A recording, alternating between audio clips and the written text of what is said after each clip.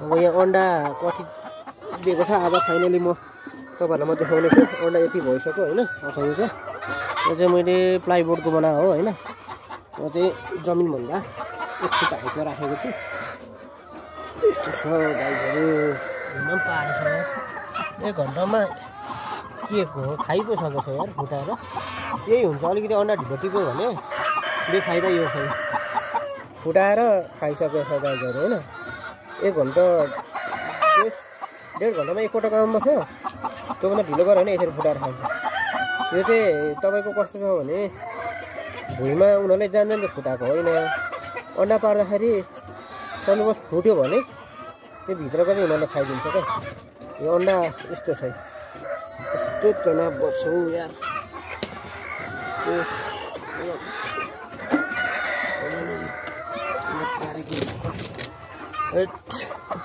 कति पार्यो अन्डा र गाईहरू लेज कुखुरा जति नै अन्डा सानो पनि पारेछ हौ। यो त गुच्छा भन्दै सानो छ त। यो त गाउँघरमा त यो के भन्थ्यो यो सह भन्थ्यो। लक्ष्मीको अन्डा पार्यो सह। यो चाहिँ के भन्थ्यो अरूलाई देखाउनु हुँदैन। भकारी अन्न बालीसँग राख्नुपर्छ भन्थ्यो। यहाँ त मेरोमा त यस्तो त दिनमा 1-2वटा 2-3वटा पारिराखेको हुन्छ।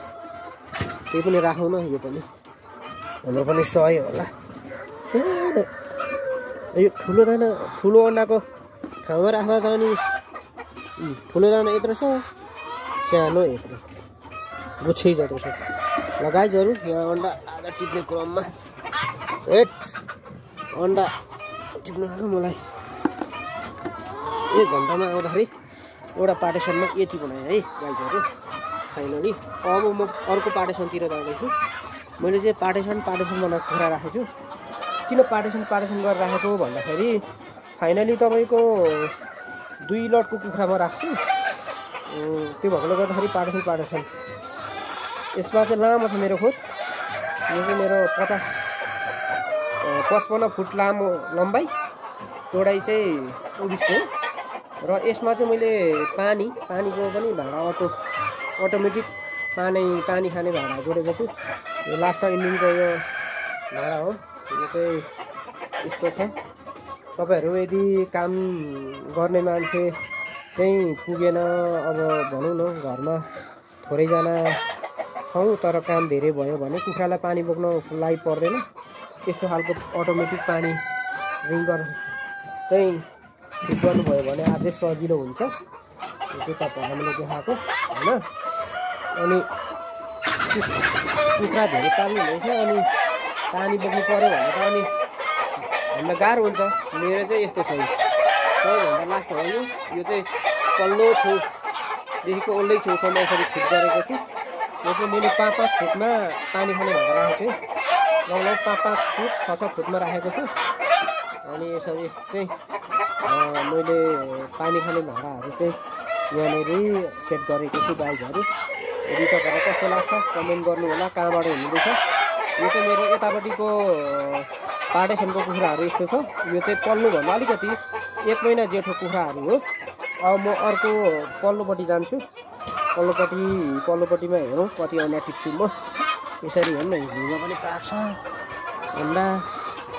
जतापाति अन्डा त तपाईँको अन्डा त यहाँनिर जताततै यहाँ पनि पारेछ भुइँमा। अब यहाँनिर चाहिँ पल्लो पार्टिसनको भयो। यो चाहिँ ओल्लो यतापट्टिको पार्टिसनको कुखुराहरू यस्तो छ। अनि मेरो भालेहरू पुरै कमाउँदैछन्। अहिलेको समयमा चाहिँ जुन तपाईँहरूले देखिराख्नु भएको छ नि यो कुखुराहरू यसको मैले चल्ला निकालिराखेको छु। यदि तपाईँहरूलाई चाहियो भने सम्पर्क गर्न सक्नुहुनेछ। नठोक न। हेर्नु न यसको अन्डा छुएको लग्छ भनेर सबै कोठेर यार पर्को पर्दैछ। र गाईहरू अन्डा टिप्ने क्रममा आधी बाल्टिन भइसक्यो है। यो चाहिँ मेरो अन्डा पार्ने 3 स्टेपको छ। यो चाहिँ मेरो पुवाल बनाएको चाहिँ अन्डा निकाल्ने पस्ने ठाउँ चाहिँ यतापट्टिबाट बनाएको छु।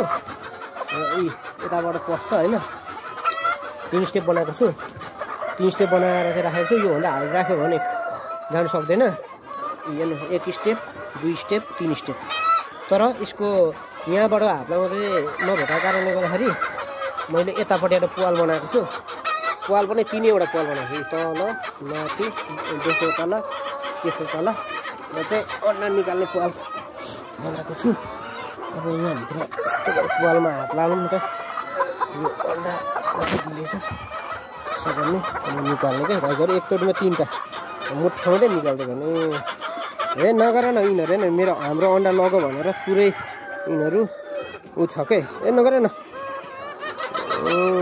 अब अन्डा हाम्रो अन्डा लगो भनेर यिनीहरू पुरै तनावमा छ पोथीहरू पनि माया हुन्छ हेर्नु सन्तान हो तर मैले यिनीहरूलाई यस्तो छ 3वटा निकाल्नु 3टा भन्दा धेरै चाहिँ निकालिसक्दैन है ग्राउन्डमा कति छ एकदम 4जना त हो त 4जना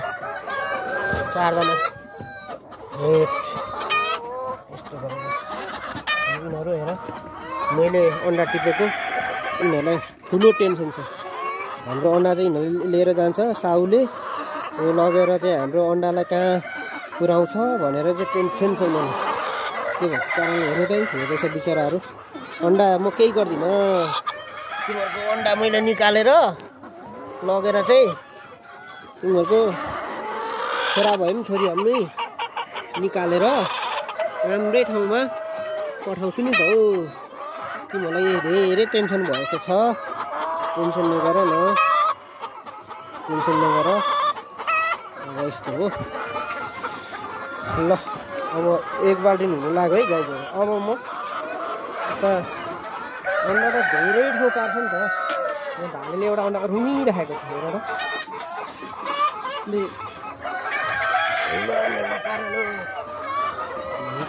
अब यहाँनिर छ यस्तो ठाउँ अन्डा यो 2 स्टेपवाला अनि पहिले 3 स्टेपवाला छ यो चाहिँ मैले अहिले यस्तो तरिकाले बनाएको छु यताबाट पस्ने छ होइन त्यसपछिबाट अन्डा टिप्ने पनि पाल बनाएको छु कुखुरा भनेपछि हेर न भुइँतिर त कति हो प्रत्येक ठाउँमा भयो म जता जान्छु यो भाले त्यतै आउँछ यसलाई तनाव छ नि गाईहरू ए यिनीहरू हेर न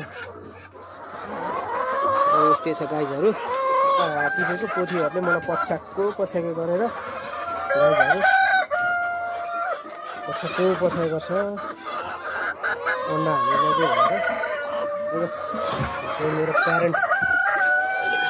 प्यारेन्ट हो अब यसको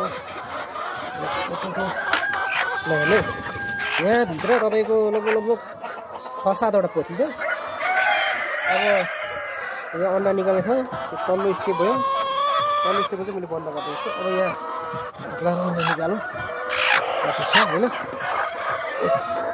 त बनाउनु पर्यो एक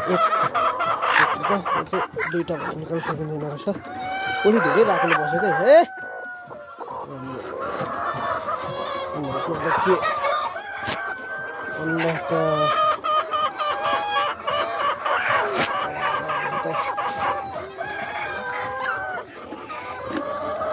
त जाऊ त यो पोथीहरूले पछ्याएको गरेर उसको अन्डा लगिदियो भनेर पछ्याएको छन्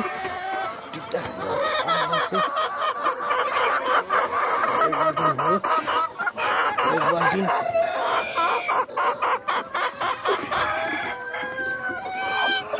यो अलिकति ढिलो गऱ्यो भने फेरि अन्डा फुटाउँछ होइन त्यसले गर्दाखेरि यसरी टिप्नुपर्छ गाईहरू यदि तपाईँहरू पनि लोकल कुखुरा पाल्नुहुँदैछ भने हरेक कुरा जान्नको लागि अनुभव चाहिन्छ मेरो चाहिँ यो 10 वर्ष अनुभव हो ए यता यहाँ चेपमा पनि अन्डा त यहाँभित्र चेपमा पो पारेको छ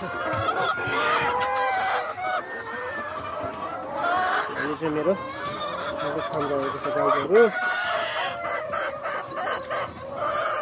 फाइनली 1 बाल्टिन टिपेँ है मैले अन्डा अब 1 बाल्टिन टिपिसकेपछि अब एकचोटिमा मैले त्यो अन्डा टिप्छु गाईहरू तपाईँलाई चाहिँ आज मैले देखाएँ होइन।